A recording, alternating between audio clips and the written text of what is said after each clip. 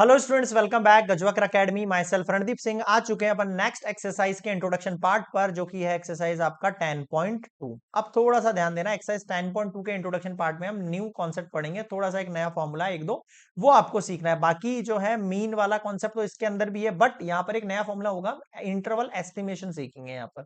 देखो क्या है इसमें।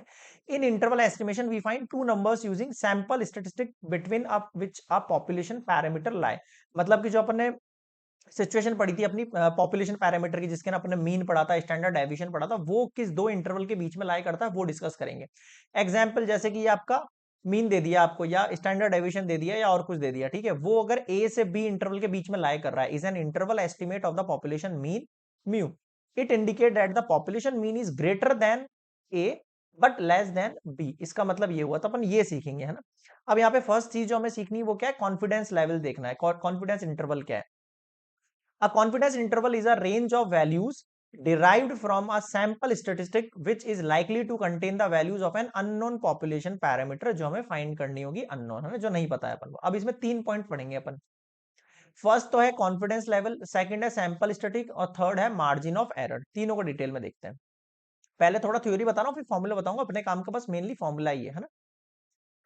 कॉन्फिडेंस लेवल बताया मैंने। Level describe the uncertainty of a sampling method. जो हम सैम्पलिंग मेथड सेलेक्ट करते हैं, रैंडमली सेलेक्ट करते हैं किसी को, और इस तरीके से हम सैंपल्स को चूज करते हैं पॉपुलेशन में से, है ना। उनकी uncertainty, the probability part of confidence interval is called confidence level बोलते हैं उसको। Confidence level written in decimal form is called confidence coefficient. Example, suppose we collect some sample from a given population and compute confidence interval for each sample। मैं मान लेता हूं कि ये जो मैंने सैंपल उठाया ये इस इंटरवल के बीच में 2 से 3 के, फिर मैंने ये सैंपल उठाया ये इस इंटरवल के बीच में, ऐसे करके डिनोट कर देता हूं। A 95% confidence level means that 95% interval contains true population। समझ में आ रहा है। Here confidence level is 95%, confidence coefficient is 0.95, मतलब 95 upon 100 करके मैं इसको ये कर सकता हूँ, कॉन्फिडेंस जो है कोएफिशिएंट पता कर सकता हूँ इससे। क्लियर है यहाँ पर सभी को। अभी हम क्वेश्चन करेंगे ना, तब ज्यादा समझ में आएगा आपकी। अभी आप केवल थ्योरी थ्योरी समझ लो इसकी। नेक्स्ट देखो, sample statistic. It is sample statistic for which the estimation of population parameter is done. मतलब जिसके लिए हम यहाँ पर एस्टिमेट लगा रहे हैं, वो जो आपको गिवन होगा। मार्जिन ऑफ एरर क्या है, in a confidence level interval the range of values above and below the sample static. किसके ऊपर और किसके नीचे है ये values, is called the margin of error, कि उसमें कितनी मिस्टेक हो रखी है एक तरीके से। Suppose a news channel conducted an exit polls and reports that candidate x will receive 40% of the vote. The channel claim that the exit poll had a 5% margin of error. इसका मतलब हो सकता है कि इसमें 5% की कोई गलती हो, ठीक है। एंड कॉन्फिडेंस लेवल जो है उसका वो 90% है, मतलब कि 90% चांस ऐसे हैं कि इसकी 5% जो गलत वाली बात बोल रहा है कि इसमें से एरर हो जाएगा, वो बात सही निकल जाए। इसका मतलब एक्चुअली जो वोट मिलेंगे उसको कितने मिलेंगे, 35%। इस बात के कितने चांसेस है, 90% चांसेस के, ठीक है। It mean channel is 95%, 90% confident data candidate x will get between 35% and 45%। 35% तो इसलिए बोल रहा हूं मैं क्योंकि उसने बोला उसमें गलती हो सकती है, बट 10% ऐसा भी तो हो सकता है कि इसके मार्क्स, मतलब इसके जो वोट्स हैं वो बढ़ जाए, हो सकता है ऐसा। तो 35 से कितना हो जाएगा, मतलब 40 था एवरेज में, कितना हो जाएगा, 45% हो जाएगा। तो ये इन दोनों के बीच में लाई करेगा ये। ऐसे चांस है इसके 90%। समझ में आया मार्जिन ऑफ एरर का मतलब। अब कुछ फॉर्मूला देख लेते हैं इसमें। Interval estimation of population mean. देखो, in order to develop an interval estimation of a population mean, the population standard deviation और sample standard deviation s must be known to compute the margin of error. ये हमें find करना होगा। इसमें से हम ये दोनों पहले फाइंड कर चुके हैं। In most of cases standard deviation is not known. कैसे, देखो, we shall learn the estimate margin of error where this is not known. कैसे, आ जाओ।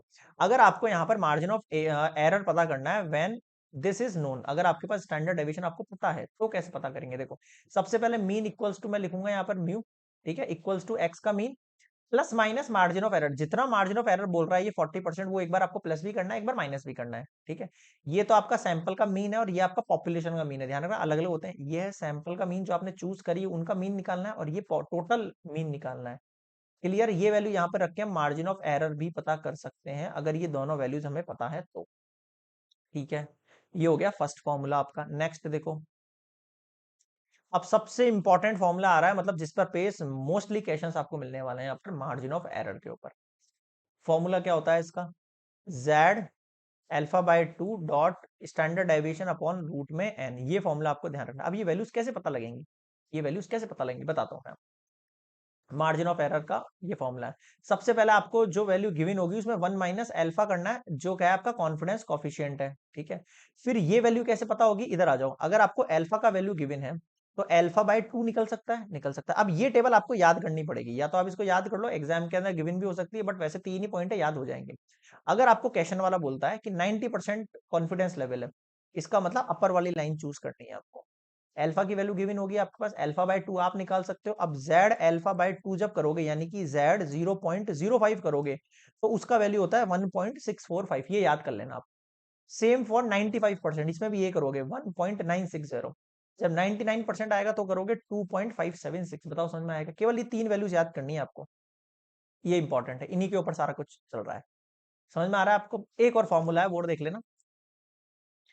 Interval estimation of population proportion. Interval estimation मतलब जो अभी पीछे पढ़ा था सेम, जैसे अभी अपन ने पीछे पढ़ा था, ये वाला value plus minus margin of error, same आ गया यहाँ पर। पॉपुलेशन प्रोपोर्शन के लिए पी आ गया यहाँ पर, है ना। ये सैंपल प्रोपोर्शन है और ये वाला पी जो है आपका पॉपुलेशन प्रोपोर्शन है। इसके लिए मार्जिन ऑफ एरर का फॉर्मूला कितना हो जाएगा, Z alpha by 2 dot P 1 minus P upon में एन। बताओ समझ में आया क्या? क्लियर है? आसान है। तो ये दो फॉर्मूलाज आपको याद कर लेना है एक्सरसाइज 10.2 के लिए, बहुत ही ज्यादा इजी हो जाएगा मामला, है ना। और याद रखो ये चैप्टर जो है डायरेक्टली 5 मार्क्स के क्वेश्चन निकल के आते हैं, 4 मार्क्स के क्वेश्चन निकल के आते हैं इसमें से। मतलब 3 से 5 मार्क्स के क्वेश्चन डायरेक्टली यहाँ पर पुट होंगे इन चैप्टर्स में से। बस इनके कॉन्सेप्ट थोड़े से दरल हो सकते हैं, बट एक्चुअल में अगर आपको फॉर्मूला और कॉन्सेप्ट क्लियर हो गया तो सॉल्यूशन निकालना बहुत आसान है इसमें। ओके, तो नेक्स्ट हम मिलने वाले हैं एग्जाम्पल नंबर 1 के साथ, जो एक्सरसाइज 10.2 से पहले पहले एग्जाम्पल करेंगे फिर एक्सरसाइज करोगे। ओके, तो नेक्स्ट मिलते हैं एक्सरसाइज एग्जाम्पल नंबर 1 के साथ।